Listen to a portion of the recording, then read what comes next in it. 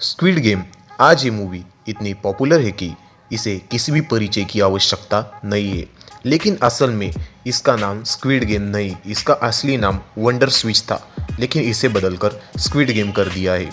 दक्षिण कोरियाई निर्देशक ने अपने शो को नेटफ्लिक्स का अब तक का सबसे बड़ा शीर्षक बनाने के डम्फाउंडिंग अनुभव के बारे में बताया है।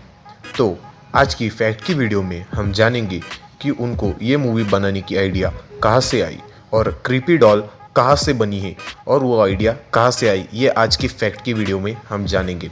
तो आज के फैक्ट की वीडियो तक आखिर तक बने रहे।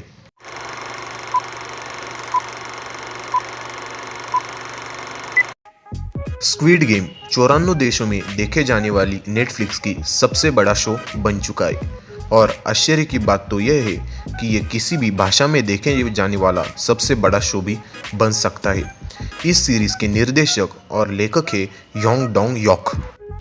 इस फिल्म ने कई अभिनेताओं को मेगा स्टार बना दिया है। उनमें से एक है होयान जुंग, जिन्होंने इस सीरीज में साया पियोक का रोल निभाया है। वो एक कोरियन मॉडल है। उनकी ये सीरीज बनने से पहले इंस्टाग्राम पर कुछ 100,000 फॉलोअर्स ही थे, लेकिन ये सीरीज बनने के बाद वो बढ़कर 20 मिलियन तक जा गए हैं। इस सीरीज में एक इंडियन एक्टर भी है जिनका नाम अनुपम त्रिपाठी है और सीरीज में वो अली कैरेक्टर का रोल निभा रहे हैं कि जो एक पाकिस्तानी है। वो 2002 में कोरिया रहने गए। उन्होंने कोरियन फिल्म इंडस्ट्री में बहुत स्ट्रगल किया और कुछ हिट फिल्म्स भी दी, जिसमें ऑड टॉमी फादर नाम से भी एक फिल्म शामिल है। इस मूवी में इन्होंने एक श्रीलंका के आदमी का कैरेक्टर निभाया था और ये वही फिल्म है जो इंडिया में सलमान खान की मूवी भारत नाम से रीमेक की गई थी। स्क्विड गेम की दर्दनाक व्यक्तिगत मूल के बारे में बात करने के लिए हॉलीवुड रिपोर्ट ने इस सप्ताह योंग डोंग योक के साथ जुड़े और ऐसा अनुमान लगाया जा रहा है कि इस सीरीज की रीमेक हॉलीवुड बना सकता है। ये सिर्फ अनुमान ही है, ये पूरी सच्चाई या हकीकत नहीं है। ये पहले सीरीज नहीं तो मूवी थी, लेकिन ये मूवी इतनी बड़ी होने के कारण इसे एक सीरीज में तब्दील कर दिया गया। ये सीरीज 2009 से लिखी जा रही है और ये तब कई जाके 2018 में जाके नेटफ्लिक्स पर रिलीज हो पाई है। पीछे भी एक कारण से इस सीरीज को कोरियन स्टूडियो द्वारा पूरी तरह से हिंसक और वैचारिक रूप से असंभव के रूप में खारिज कर दिया गया था। नेटफ्लिक्स ने 2018 में हरी बत्ती के साथ कदम रखा और बाकी अब इतिहास है। इस सीरीज के पहले 2 पार्ट लिखने के लिए ही योंग डोंग योक को 5 से 7 महीने का समय लगा था।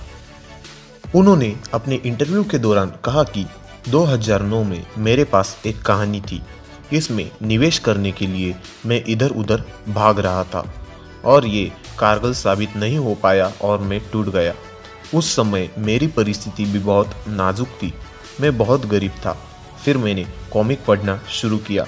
मंगा, लायर गेम, काजी, बैटर रॉयल जैसी किताबें पढ़ी जिसमें जीवित मौत के खेलों के बारे में बताया गया है। फिर मैंने सोचा कि मेरी कंडीशन आज डू और डाई जैसी है और मैं इन गेम्स में शामिल होना पसंद करूँगा।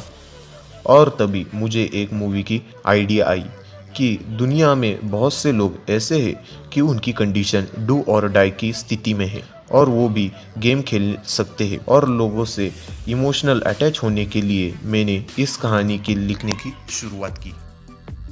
आपने सीरीज के स्टार्टिंग में एक कैरेक्टर तो देखा होगा जिसका नाम सियोन जी हुन है, जो कि अपने माँ के पैसे चुरा लेता है और हॉर्स रेसिंग में सट्टा लगाता है। उस कैरेक्टर का इंस्पिरेशन उन्हें खुद से और अपनी चाचा से आया, लेकिन यहाँ पैसे चुराने का कोई मैटर नहीं है। राइटर योंग डोंग योक का कहना है कि उनके चाचा हमारी दादी से बहुत झगड़ा करते थे और उन पर चिल्लाते भी थे और मेरी कंडीशन भी खराब थी, इसलिए जल्दी अमीर बनने के लिए मैं हॉर्स रेसिंग पर सट्टा लगाता था, लेकिन कभी पैसे नहीं चुराए। ऐसे ही 2 पर्सनैलिटी मिलाकर एक कैरेक्टर तैयार किया गया।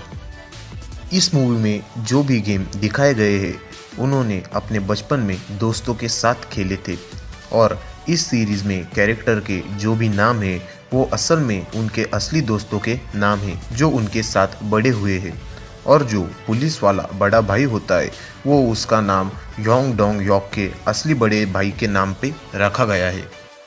सीरीज में दिखाए गए 6 गेम के अलावा और भी बहुत से गेम थे जो कंसीडर किए गए थे, लेकिन ये इतना आसान नहीं था कि सभी गेम को एक साथ एक सीरीज में लाया जा सके। इस वजह से ये आइडिया ड्रॉप कर दिया गया।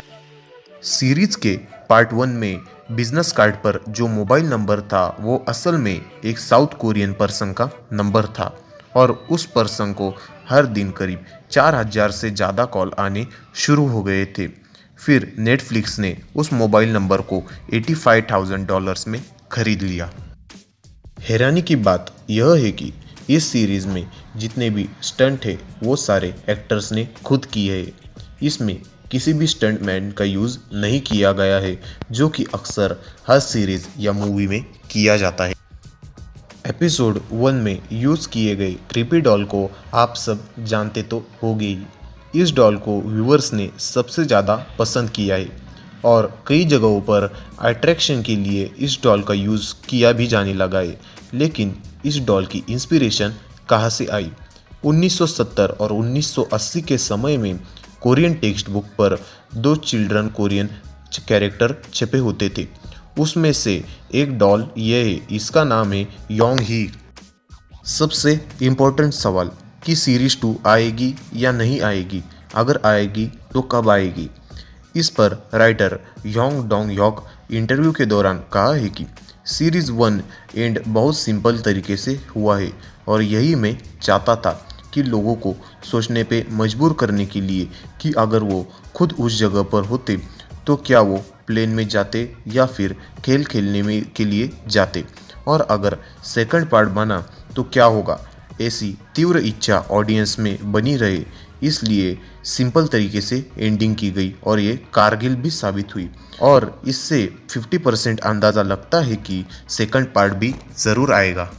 हमें तो नहीं पता कि सेकंड पार्ट निकलेगा या नहीं, लेकिन आगे जाकर अगर सेकंड पार्ट बनता है तो उसके राइटर अकेले योंग डोंग योक नहीं होंगे, क्योंकि सीरीज़ 1 के 2 पार्ट लिखने में ही उन्हें 5 से 7 महीने का समय लग गया था।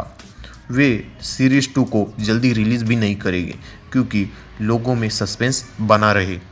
सो भाई लोग, आपको इनमें से कोई भी वीडियो पसंद आया है तो लाइक शेयर और सब्सक्राइब ज़रूर कीजिएगा। बाय।